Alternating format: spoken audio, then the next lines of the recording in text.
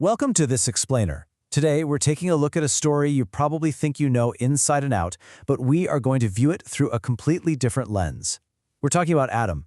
Now, in the source text we're examining, Adam isn't just introduced as some historical figure or simply the first man on a chronological timeline. Think about it. Before there were any nations, before wars, temples, prophets, or kings, there was just this one man standing in the absolute silence of a pristine world. But here's the real key to understanding him. He enters the story as humanity gathered into one single living soul. He's literally the very first face to open its eyes beneath the breath of God. Okay, let's dive right into this, because this quote sets the entire stage for our journey today. His fall is not distant from us, it is us. Adam's story isn't just some dusty, ancient tale completely disconnected from our modern reality. It's a profound, incredibly accurate mirror reflecting our own universal human flaws, our own tendencies, and, honestly, our own deepest struggles. When we truly understand Adam, we actually end up understanding ourselves. Section 1, Dust Touched by Heaven, the First Awakening. Just picture the scene for a second. You have a world trembling with the absolute freshness of creation. Everything's completely pristine, and right there in the middle of it all, the first human chest rises, filled with borrowed, divine life.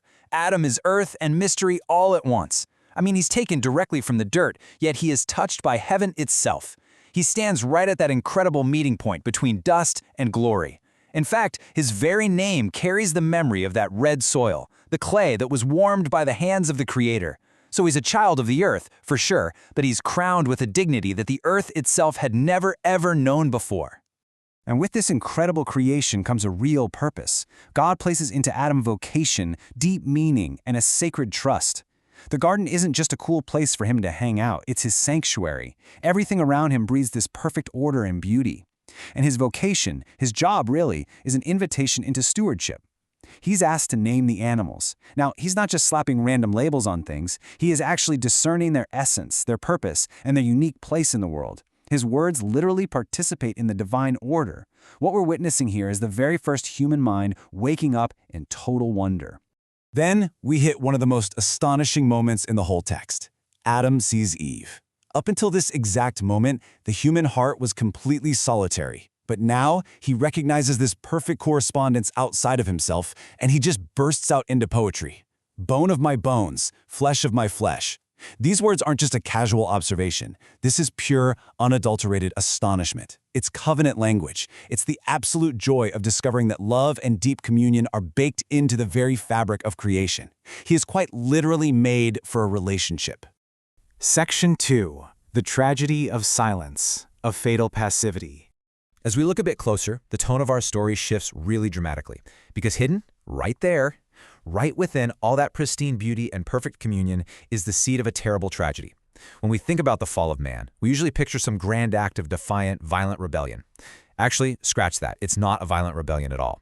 So the crucial point is that Adam's deepest flaw is something far quieter, something way more familiar to all of us, and therefore far more devastating. It's passivity. When the serpent enters that sacred space and begins to twist the word of God, that moment demands total vigilance. The guardian of the garden should absolutely speak up. The priest of Eden should step in and protect. He should immediately drive that chaos right back into the wilderness. But he doesn't.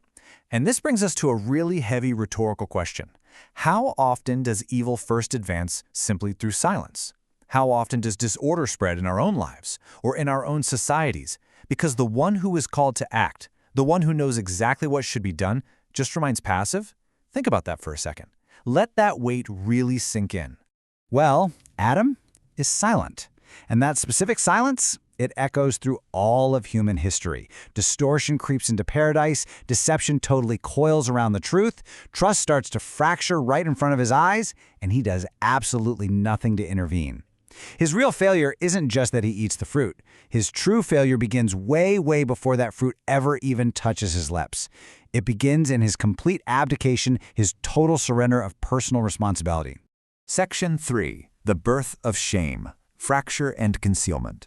So, the fruit is taken, the boundary is crossed, the covenant is completely ruptured, and in an absolute instant, all that innocence just collapses right into self-consciousness. Let's walk through the immediate psychological fallout here. The world around them hasn't lost its beauty, but Adam's perception of it fractures entirely. For the very first time, openness is replaced by fear.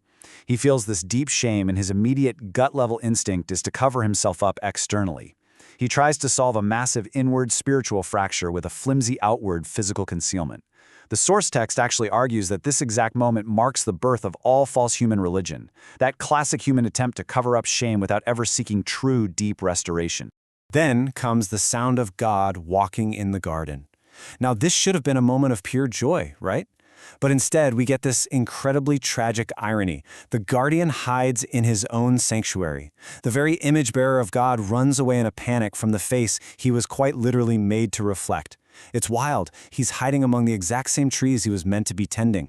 Now, what's really interesting about this is how that initial passivity completely mutates when he's finally confronted. Adam says, "The woman you gave me." Honestly, it's one of the most heartbreaking lines in the whole text.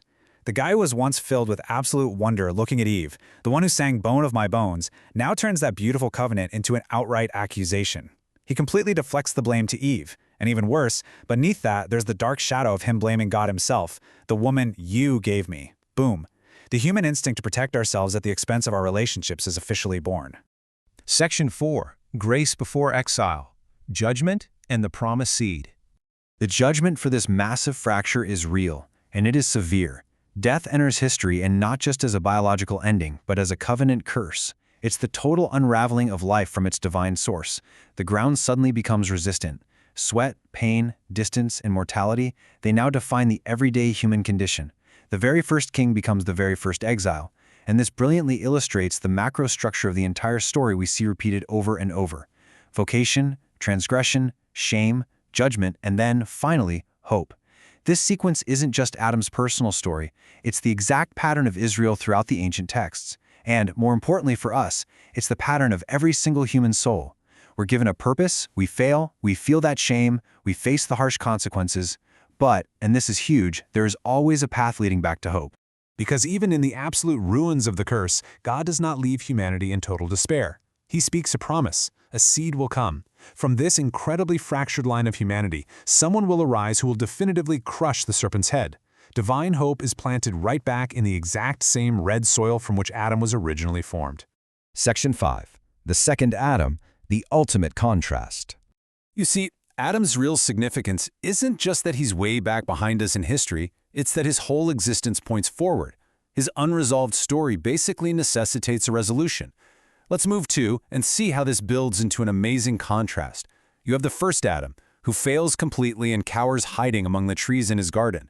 And then you have the second Adam, Christ, who instead of hiding among trees, willingly hangs upon one.